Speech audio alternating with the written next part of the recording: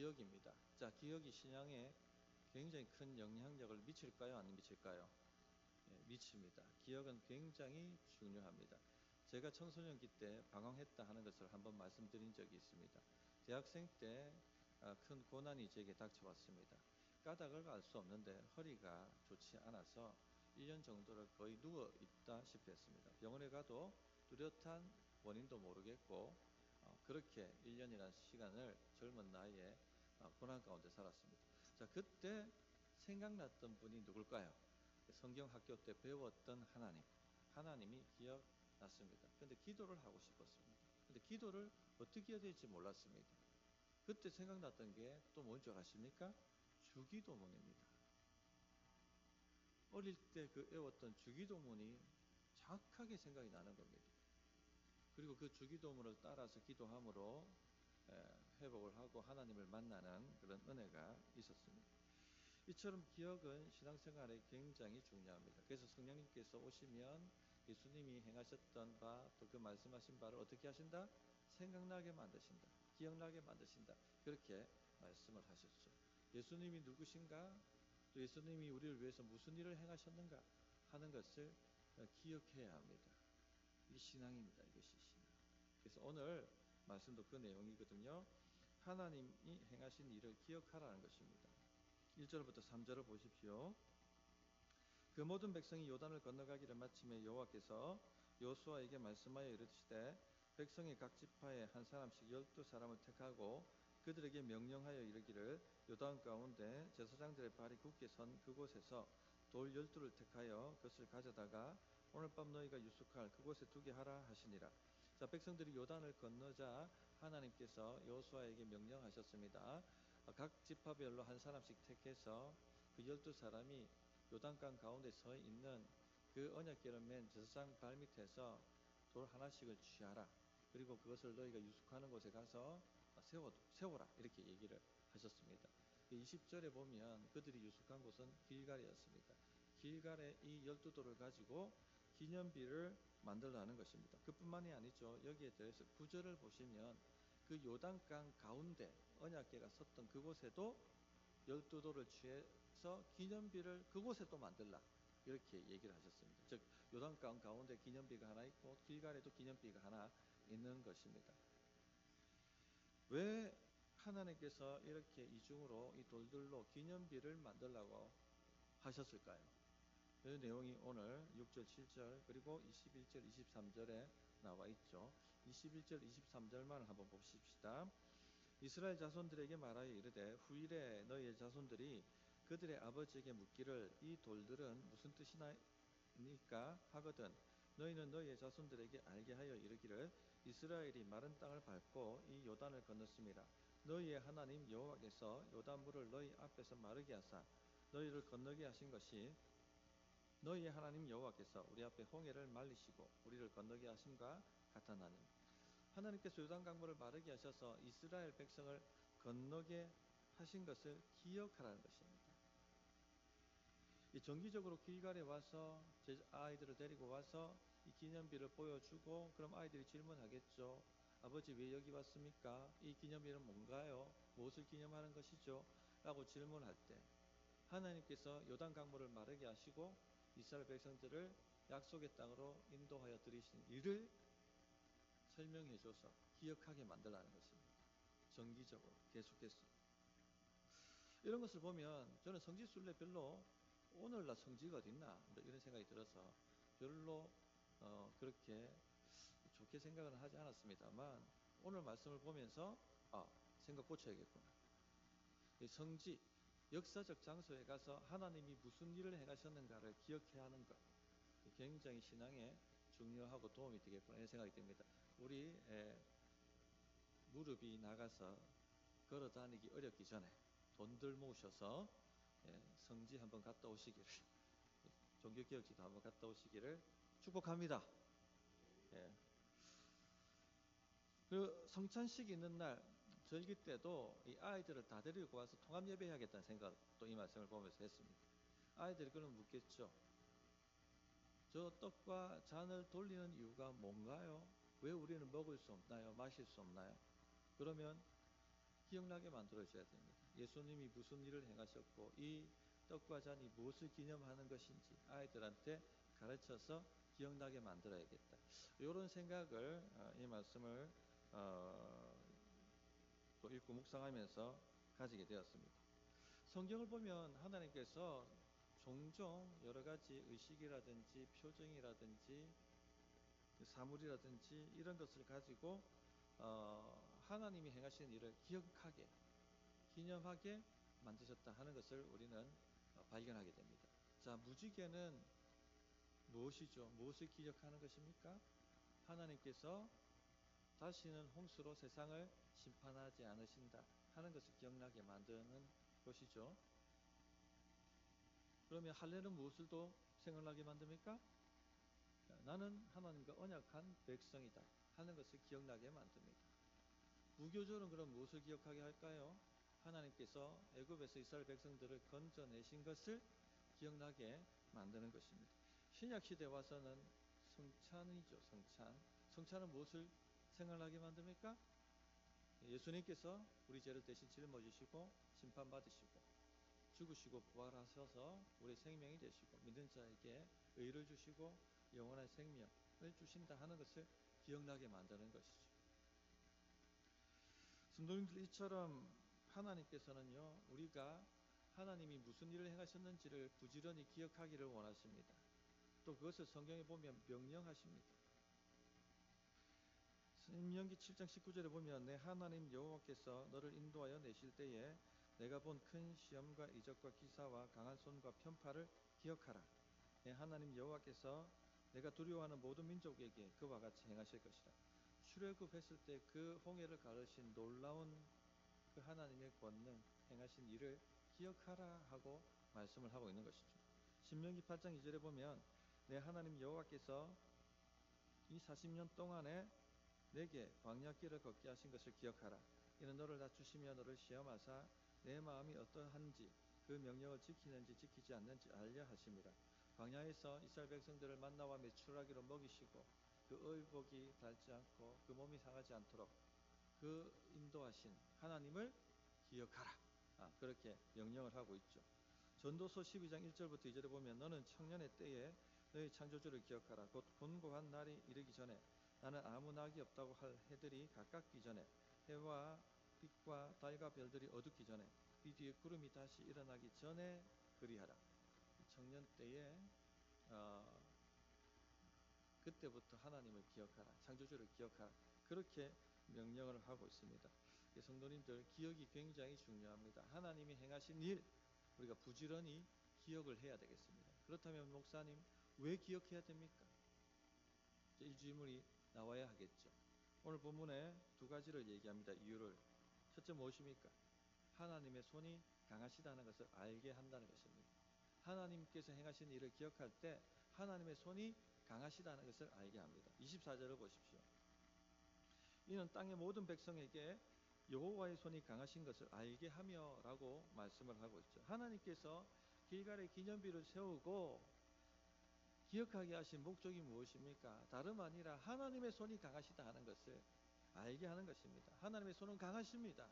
홍해를 갈라버리신 손이고 요단강을 갈라버리신 손입니다. 이스라엘 백성들 앞길을 막는 요단강, 우리의 한계인 요단강, 약속의 땅에 들어가지 못하게 만드는 그 요단강을 안 된다고 말하고 불가능이라 말하고 장애라고 말했던 그 요단강을 갈라버리신 손이라는 것입니다. 앞으로 우리가 만날 이스라엘 백성들이 만날 어떤 대적도 이 여호와의 손이 갈라버리신다, 말려버리신다 하는 것이죠.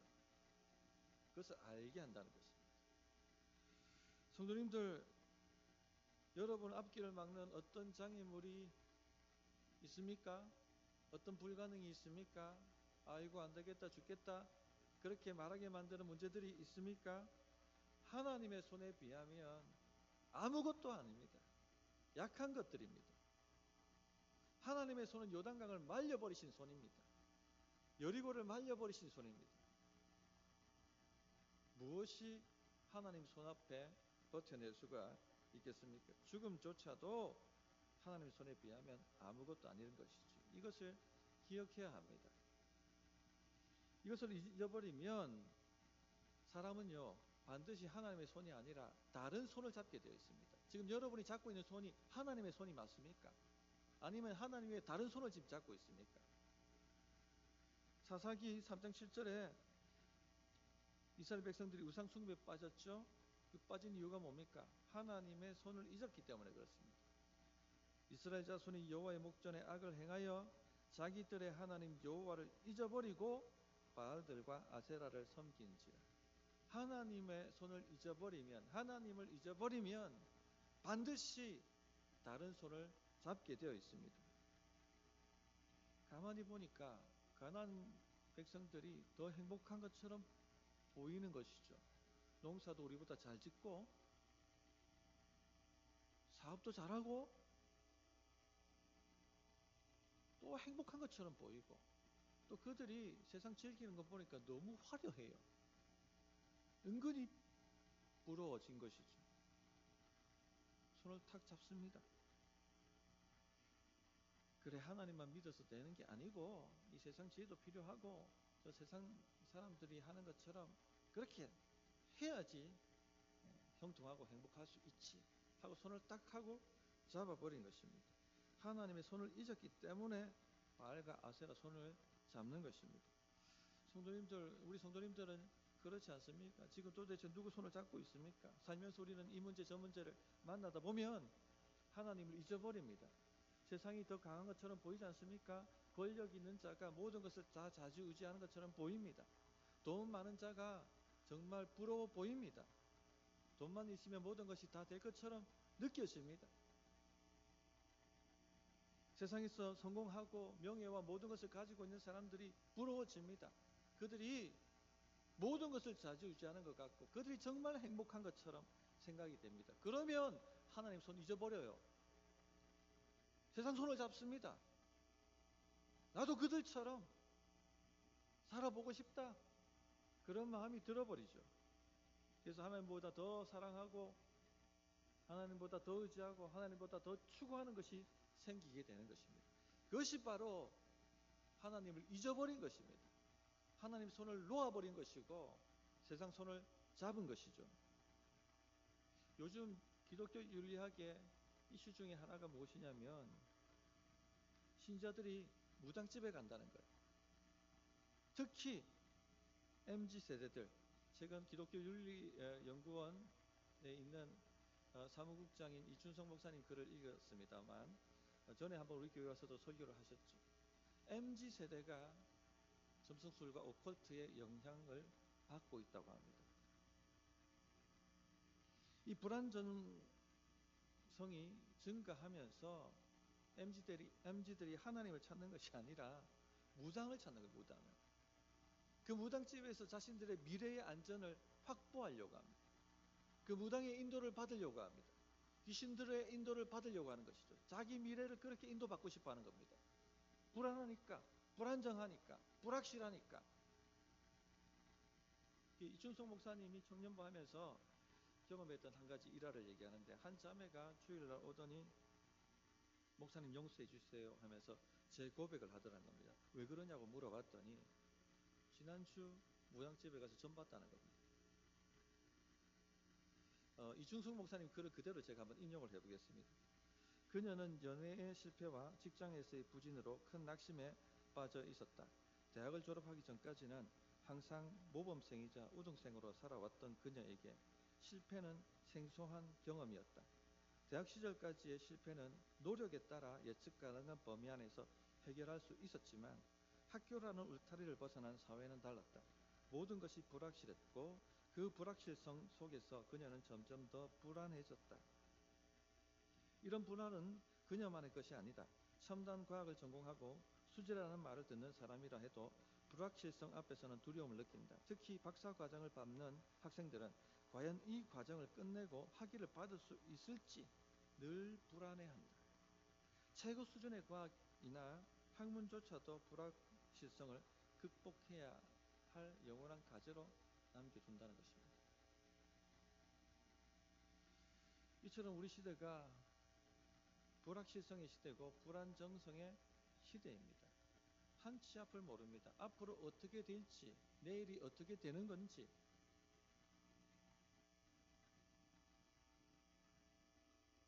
알 수가 없는 것이죠. 알 수가 없으니까 불안해지죠. 그럼 어떻게 됩니까? 강하신 하나님의 손을 기억하고 잡아야 되는 것이죠. 그런데 잊었어요. 누구 손을 잡습니까? 무당의 손을 잡는 겁니다. 귀신의 손을 잡는 것입니다. 계속해서 이춘석 목사님은 이렇게 얘기합니다. 사람은 본질적으로 불확실한 존재다. 그리고 이 불확실성을 극복하기 위해 온갖 방법을 동원한다. 돈을 벌어 저축하고 안전한 곳에 투자하며 심지어 도박에 손을 대기도 한다. 모두 불확실한 미래를 대비하기 위함이다. 공부를 열심히 하고 학원과 과외로 선행학습에 매진하며 더 안전하고 안정적인 길을 찾아 직업을 선택한다. 예상치 못한 상황에 대비해 보험을 들고 가족과 친구들과의 관계를 돈독히 다지며 불안을 줄이려고 애쓴다. 지금 대부분 이렇게 살고 있지 않습니까? 이것이요, 불안하기 때문에 그런 거예요. 미래를 알 수 없기 때문에. 그런데 하나님을 찾는 것이 아니라 무엇을 찾습니까? 세상의 손을 잡는 거예요. 세상의 손을. 하나님이 잊혀진 시대입니다. 신자들 안에도 이와 같은 영향력이 강하게 일어나고 있어요. 하나님이 누구신지를 잊었고 하나님이 행하신 일을 잊어버렸습니다.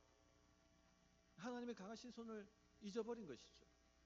이 세상 손을 찾아서 노력하고 애쓰며 그렇게 세상 안에서 자신의 안전을 도모하기 위해서 나아가는 것입니다. 그 최고의 일례가 무당집을 찾는다는 겁니다. 신자들 안에도 지금 MZ세대가 무당을 찾는다는 거예요. 성도님들, 그런데 가만히 돌아보십시오. 지금 이 시대만 불확실성이 강한 시대가 아니었습니다. 우리 시대도 그랬었고 또 여호수아 시대도 마찬가지죠.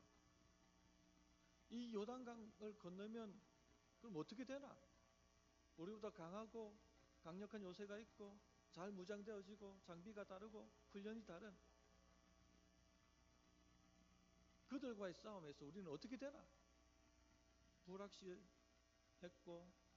불안했을 것입니다. 이 가나안 정복은 한순간에 완결된 것이 아니라 지속적으로 믿음을 가지고 해나가야 될 일이었습니다. 세대를 넘어서 한 세대가 해야 될 일이 있고 그 다음 세대가 해야 될 일이 있고 이렇게 나아가는 일이었습니다. 그런데 하나님을 잊어버리게 되면 어떻게 되겠습니까? 중도에 표류하게 됩니다. 바알의 손을 잡고 아세라의 손을 잡게 되는 것이죠. 인간의 삶은 언제나 불확실합니다. 그리고 불안정합니다. 하나님의 손이 다른 어떤 것보다 강하다 하는 것을 잊어버리면 반드시 삶은 표류하게 되어 있습니다. 성도님들, 하나님의 손이 강하시다 하는 것을 기억하십시오. 그리해야지 하나님 손 잡습니다. 두 번째, 왜 하나님이 행하신 일을 부지런히 기억해야 되는가? 하나님을 경외하게 만들기 때문에 그렇습니다. 자, 24절 나머지 하반절을 보십시오. 너희가 너희의 하나님 여호와를 항상 경외하게 하려 하십니다. 왜 길갈에 기념비 세우고 자식들에게 계속해서 가르치고 기억나게 만드느냐? 하나님이 경외하게 만들기 위해서. 경외란 뜻이 뭐죠? 두려워하다는 것이죠. 그런데 경외가 말하는 두려움은 공포의 두려움은 아닙니다. 존경과 감탄과 경이로움의 두려움이죠. 우리가 크고 위대하신 분을 만나면 경외감이 듭니다. 공포심이 드는 게 아니고. 예수님께서 베드로에게 깊은 곳에 가서 그물을 던지라 그렇게 말씀하셨습니다. 베드로가 깊은 곳에 가서 그물을 던지자 놀라운 일이 일어났습니다. 밤새 잡지 못했던 그 물고기가 그물 가득히 잡혔습니다. 그 순간 이분은 그냥 인간이 아니시구나, 신적 존재를 느낀 것입니다. 그러자 바로 무릎을 꿇고 엎드려 저는 죄인이로소이다, 저를 떠나소서 그렇게 구하지 않습니까? 이런 것이 경외입니다. 경외. 좀 더 쉽게 얘기하면 무겁게 여기는 것이죠. 그리고 부모를 경외하라 할 때 부모를 가볍게 여기는 것이 아니라 무겁게 여기는 것이죠. 그 말씀을 무겁게 여기는 것이죠. 이런 것이 경외입니다. 두려워하는 것입니다. 성도님들, 하나님을 경외해야 합니다. 자, 옆에 분한테 얘기합시다. 하나님을 경외합시다. 예, 너무 저를 뚜렷하게 집중해서 보시기 때문에 한번 해봤습니다. 예, 하나님보다 다른 것이 두려워지면요, 하나님 의지하지 않습니다. 당연하겠죠. 사람은 자신의 인생을 좌지우지할 수 있는, 그렇게 두려움을 느끼는 존재 앞에 줄을 서게 돼 있고, 그런 존재를 의지하게 돼 있습니다. 그래서 하나님보다 다른 것이 더 두려워지면 반드시 하나님을 의지하는 것이 아니라 다른 것을 의지하게 되어 있습니다. 느부갓네살 왕이 다니엘의 세 친구에게 바벨론 신상 앞에 절하라, 이렇게 명령을 합니다. 만일 절하지 않으면 풀무불에 던져 넣겠다, 위협을 합니다. 자, 느부갓네살이 내 인생을 좌지우지할 존재라고 두려워지기 시작하면 어떻게 됩니까? 절할 수밖에 없어요. 살아야 되니까. 살아남아야 되니까. 근데 하나님이 느부갓네살보다 더 두려워해야 할 존재라고 알게 되면, 즉 경외하게 되면 그 명령에 순종하지 않습니다. 그 명령을 따르지 않습니다. 하나님 말씀을 더 따르죠. 여러분은 누구를 경외하고 사십니까? 누구를 두려워하고 살아가고 계십니까? 여러분의 인생을 좌지우지할 분이 누구라고 생각하십니까? 지금 여러분 인생을 좌지우지하고 있는 세력이 누구라고 생각하십니까? 만일 그것이 하나님이 아니라면 여러분은 다른 것을 두려워하고 있는 것입니다. 하나님을 경외하십시오. 하나님을 경외하십시오.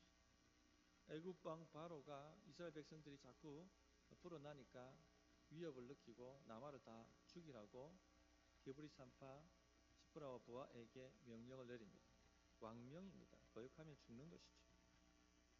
자, 그런데 이 시프라와 부하가 어떻게 합니까? 왕명을 거역하고 남아들을 살립니다. 왜죠? 성경이 왜 그들이 왕명을 거역하고 살렸는가에 대해 이렇게 답을 줍니다. 출애굽기 1장 21절에 그 산파들은 하나님을 경외하였습니다. 하나님이 그들의 집안을 흥하게 하신지라. 바로가 아니라 하나님이 더 두려우니까. 하나님께서 내 인생을 좌지우지할 분이시지 바로가 아니다는 것을 아니까 바로의 명령을 거역하는 것입니다. 하나님의 명령을 따르는 것입니다. 그리고 하나님께서는 그들에게 복을 주시고 그 집안을 흥하게 만드셨다고 하셨다고 말씀하십니다. 잠언 19장 23절에 보면 여호와를 경외하는 것은 사람으로 생명에 이르게 하는 것이라. 경외하는 자는 족하게 지내고 재앙을 당하지 아니하느니라 말씀하셨고요.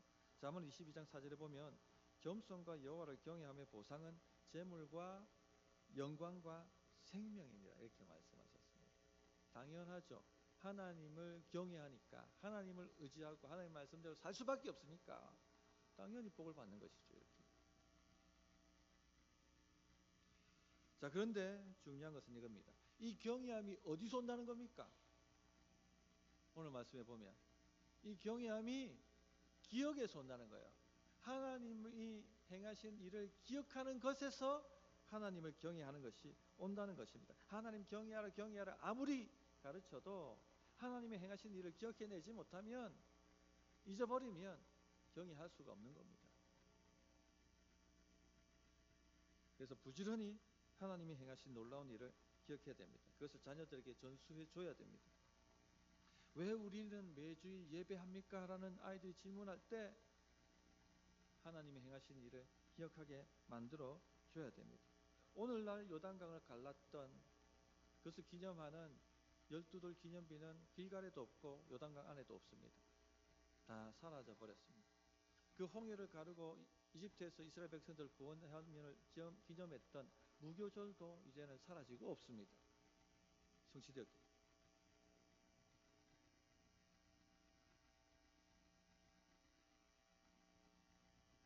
그러나 우리에게는 무엇이 있습니까? 하나님의 아들이 이 땅에 오셔서 하나님께 이르지 못하게 막았던 그 죄의 강을 말려버리셨던 것, 풍성한 생명으로의 삶을 막아버리고 있던 사망의 강을 갈라버리신 것, 바로 예수님이 오셔서 행하신 그 일이 이제 우리에게 남아 있죠. 성취된 그 일. 너는 내 노예고 절대 나를 벗어날 수 없다고 말하는 마귀의 머리를 박살내시고 우리를 건져내신 하나님 나라로 옮기신 그 예수님의 성취가 남아 있습니다. 이제 우리는 이것을 기억하는 겁니다. 무엇을 통해서요? 성찬이죠, 성찬. 그리고 세례, 그리고 매주일 드리는 예배를 통해서 그렇게 하는 것입니다. 오늘 사도신경으로 그것을 고백하고 기억했죠. 또 찬양과 경배를 통해서 그것을 노래하고 기억했습니다. 이것이 예배입니다. 이렇게 할 때 우리 앞에 지금 현실로 다가오고 있는 요단강 같은 일들, 여리고 같은 문제들, 그 문제들도 하나님이 갈라버리시겠구나 하고 의지하게 되는 것입니다. 그렇게 하나님을 경외하게 되는 것입니다. 그리고 그것을 진짜 경험하게 되실 것입니다. 할렐루야. 네, 그런 역사가 우리 성도님 삶에 풍성하기를 진실로 바랍니다. 자, 말씀 정리합니다. 기억 굉장히 중요합니다. 하나님이 행하신 일을 부지런히 기억해야 됩니다. 오늘 예배 오셨는데 무엇을 기억하기 위해서 오셨습니까? 하나님이 행하신 일을 기억하기 위해서 오신 것입니다. 오늘 찬양 불렀는데 무엇을 기억하기 위해서? 하나님이 행하신 일을 위해서. 그걸 알고 하셔야 돼요. 기억하셔야 됩니다. 그럴 때 하나님의 손이 누구보다 강하시다 하는 것을 우리는 알게 됩니다. 또한 하나님을 경외하는 것을 알게 됩니다. 그렇게 될 때 우리는 우상숭배에 빠져들지 않게 되고 이 혼탁하고 불확실한 세상 속에서 길을 내시는 하나님을 따라서 하나님의 승리를 만끽하며 우리가 정복해야 될 그 정복 산지들 정복해가는 그런 삶을 살아갈 수 있게 되는 것입니다. 그런 역사가 우리 성도님 삶에 충만하게 일어나기를 진실로 바랍니다.